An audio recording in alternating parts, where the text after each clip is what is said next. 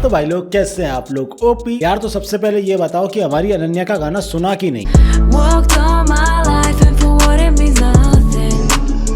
बहुत क्लासिक गाना है भाई, मुझे अंग्रेजी नहीं आती, उसके बाद भी मुझे पसंद आया, तो समझ लो तुमको कितना पसंद आएगा। सो जाकर प्लीज अनन्या का गाना सुनो और लव फ्रॉम सम्राट भाई लिख के आओ। खैर, तो अब आते हैं आज के टॉपिक के ऊपर। क्या ट्विटर टॉक्सिक है? पूछ रहा हूँ, बता नहीं रहा हूँ। हाँ नहीं, बता नहीं रहा हूँ, पूछ रहा हूँ। नहीं यार, वीडियो देखो यार, समझ में आ जाएगा कि वीडियो का इंटेंशन क्या है, पूछ रहा हूँ या बता रहा हूँ। फिर मेन टॉपिक पे आने से पहले मैं आपको कुछ एक बेसिक स्टोरीज बताने वाला हूँ, जिसके बाद आपको समझने में आसानी हो जाएगी कि ट्विटर टॉक्सिक है या नहीं। तो सबसे पहले हम बात करते हैं अर्नब गोस्वामी के बारे में। जैसा कि आप में से काफी लोगों को पता होगा, आई होप सो सबको ही पता होगा कि अर्नब गोस्वामी को अरेस्ट कर लिया गया है। खत्म, bye bye, tata, good bye, गया। तो सॉरी आई नो कि मैं लेट हो गया हूँ, उसको जमानत मिल गई है, बट पॉइंट ये है कि अर्नब को अरेस्ट क्यों किया गया। कॉमन सी बात है, उसके ऊपर एक केस था, लेकिन उस केस के साथ और भी चीजें छुपी हुई थी जो आपको समझना जरूरी है। सबसे पहले तो ये जान लो कि मैं अर्नब को बिल्कुल भी पसंद नहीं करता। अब मैं ये नहीं कहूंगा कि मैं उसको हेट करता हूँ, बट हाँ, मैं उसको बिल्कुल भी पसंद नहीं करता। अगर प्रूफ चाहिए तो इस वीडियो को देख लेना, समझ में आ जाएगा। लेकिन उसके बाद भी जैसे उसको अरेस्ट किया गया, मैंने एक स्टोरी डाली थी इंस्टाग्राम पे, जिसमें मैंने महाराष्ट्र गवर्नमेंट को थोड़ा सा क्रिटिसाइज किया था।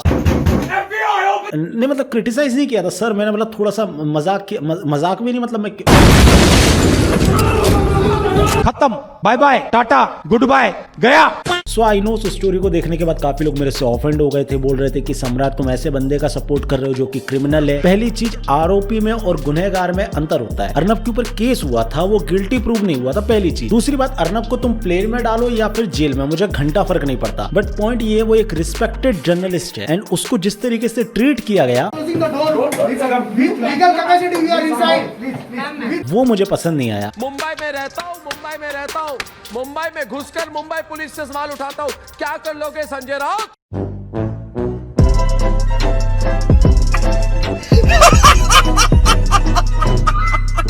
खैर, अब आते हैं मेन मुद्दों पर। जैसे मैंने अर्नब ने फ्रीडम टू स्पीच को सपोर्ट किया, मेरी तरह और भी लोगों ने इसको सपोर्ट किया था, एंड जिस तरीके से मुझे हेट मिला, जाहिर सी बात है और लोगों को भी मिला होगा। सो मैं इसी हेट की तलाश में चल दिया ट्विटर के ऊपर, एंड वहां मुझे मिला एक वेरीफाइड अकाउंट जिसका नाम था सलोनी गौर। एंड जहां तक मेरी रिसर्च गई तो मुझे पता चला कि दीदी लोकल गवर्नमेंट को सपोर्ट करती है। खैर, ये उनका ओपिनियन है, मैं इसे हेटेड तरीके से नहीं दे रहा हूँ, बस दीदी का एक छोटा सा इंट्रो बता रहा हूँ। खैर, जैसे अर्नब को अरेस्ट किया गया, दीदी ने फ्रीडम टू स्पीच के लिए, ना कि अर्नब के लिए, फ्रीडम टू स्पीच के लिए एक ट्वीट डाला, एंड उसी वक्त उन्हीं के फॉलोअर्स ने, एंड एक्चुअली बोलूं तो सो कॉल्ड ट्विटर के टॉक्सिक अकाउंट्स ने उनको थ्रेट्स देना शुरू कर दिए, उनको कॉमेडी, ह्यूमर और पॉलिटिक्स समझाना शुरू कर दी। खैर, अब मैं आपको थोड़े से एग्जांपल्स दिखाना चाहूंगा, चलिए चलते हैं ट्विटर पे। He is criminal, he is responsible for flaming racial discrimination, religious discrimination, rights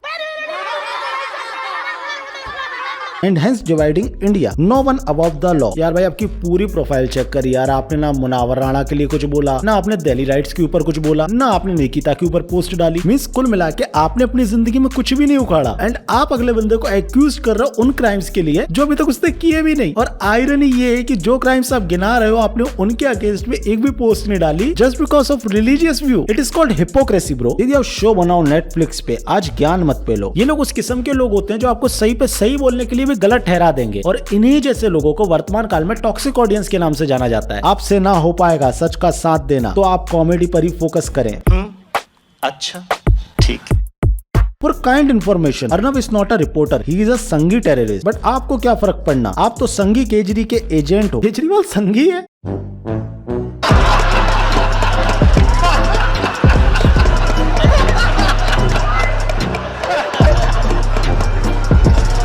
खैर, मेरे ख्याल से अब तक आपको टॉक्सिक ऑडियंस के एग्जांपल्स मिल गए होंगे। अब बात कर लेते हैं कुछ फैक्चुअल चीजों की। फर्स्ट ऑफ ऑल, मैं क्लियरली दोबारा कह रहा हूँ, I don't like Arnab Goswami and his journalism, क्योंकि अर्नब की डिबेट में उतना ही लॉजिक होता है जितना राणा साहब की स्पीच में सेकुलरिज्म था।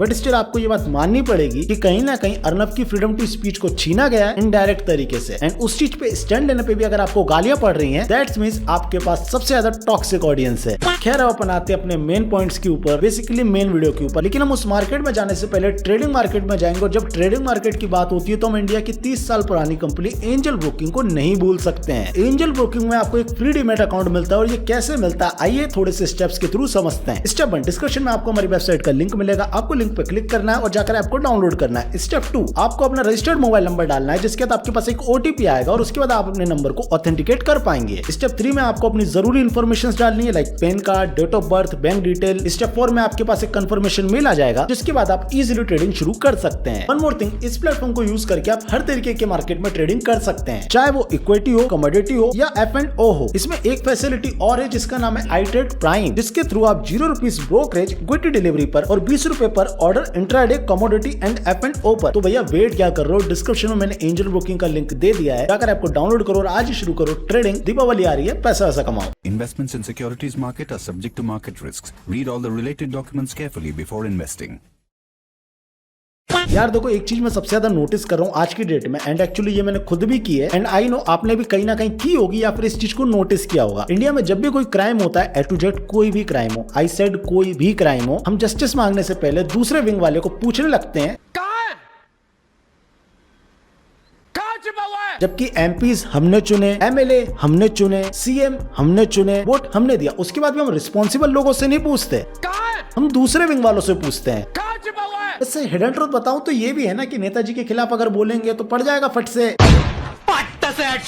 खैर अब आते हैं अपने मेन सवाल के ऊपर कि मुझे क्यों लगता है कि ट्विटर टॉक्सिक है। पहला पॉइंट, यहाँ की ऑडियंस। ओवर्ड इंग्लिश के लिख लेने से और किसी की वीडियो का छोटा सा पार्ट डाउनलोड करके डाल देने से आप वोक नहीं कहलाते हैं। प्लीज अपने बायस्ड ओपिनियन को अपने तक रखो, किसी के किए हुए ट्वीट में रिप्लाई में जाकर उससे बुली मत करो। पॉइंट 2 जो मुझे सबसे ज्यादा अहम लगता है वो है ट्विटर के ट्रेंड्स। एक बार आप सोचो, हिंदुस्तानी बाबू एक वीडियो बनाए और उसमें भर भर के किसी को बहुत ज्यादा गालियां दे दें और उन्हीं के जैसे 10 क्रिएटर सेम ही बात बोले और वो सारी की सारी वीडियो यूट्यूब के ट्रेंडिंग सेक्शन में लगी हो। सो आपको कैसा लगेगा? जाहिर सी बात आप यही बोलेंगे कि हेट स्पीच प्रमोट हो रही है या फिर ट्रेंड कर रही है। लेकिन मैंने देखा कि ट्विटर पे हेट स्पीच ट्रेंड करती है। फॉर एग्जांपल इसको देख लो, ट्विटर पे हेट स्पीच ट्रेंड कर रही है, रुक नहीं रही है, डिलीट नहीं हो रही है, बल्कि ट्रेंड कर रही है। किसी को ट्रोल करने में और उसके सेंटिमेंट्स को हर्ट करने में बहुत बड़ा गैप होता है। सो प्लीज मैं आपसे भी कहना चाहूंगा, ट्विटर से भी कहना चाहूंगा कि ऐसी हेट स्पीच को सपोर्ट मत किया करो। थर्ड पॉइंट और कॉमन पॉइंट, यहाँ के वेरीफाइड अकाउंट्स। ये अकाउंट्स ट्विटर पे अपना वो रूप दिखाते हैं जो ये असल में होते ही नहीं है। लाइक कोई कॉमेडियन बुली करने लगता है, कोई एक्ट्रेस पॉलिटिकल ओपिनियंस देने लगती है, कोई सूडो फेमिनिस्ट लॉजिक की बात करने लगती है। लाइक एक एग्जांपल कल का ही देख लीजिए, हमारे और आपके फेवरेट टिकटॉकर एजाज खान जोए बाइडेन को विश कर रहे थे प्रेसिडेंट बनने के लिए। भाई ये टूब टायर से बाहर लिख लो, अभी तक रिजल्ट नहीं आया, पहली चीज। दूसरी बात, आप अपने ट्वीट में क्या लिख रहे थे कि अपने प्रॉमिस को मत भूलना, आपके बुआ का लड़का है जोए बाइडेन मेरा, और तू मुंबई में रहता है। भाई वो कब आया मुंबई, कब प्रॉमिस कर गया तेरे को? और सुन, टिकटॉक ही है, ये एक देश है, इस जगह पे एक एरिया है, यहाँ पे बहुत सारे इंसानों के साथ गलत हो रहा है। मैं तेरी तरह इंसानों को डिवाइड नहीं करता, इसलिए मैं यहाँ पे इंसान प्रोनाउन कर रहा हूँ, और यहाँ पर उन्हीं इंसानों के साथ बुरा हो रहा है जिनकी लड़ाई तू इंटरनेट पे लड़ता है। बोल इस देश के खिलाफ। आई नो कि तेरा प्रोफेशन इसी देश से आता है, लेकिन तू नहीं बोलेगा। भाई मैं आपको रिस्पेक्ट करता हूँ, इसलिए मैं आपको समझाना चाहता हूँ, you are not a social media influencer. TikTokers के शॉर्ट आउट से किसी को भी फॉलोइंग मिल जाती है, वही आपको मिल चुकी है, तो इसका मतलब ये नहीं है कि आप सेलिब्रिटी बन गए। प्लीज शांत रहा करिए। वो अर्नब गोस्वामी आपको याद कर रहा था,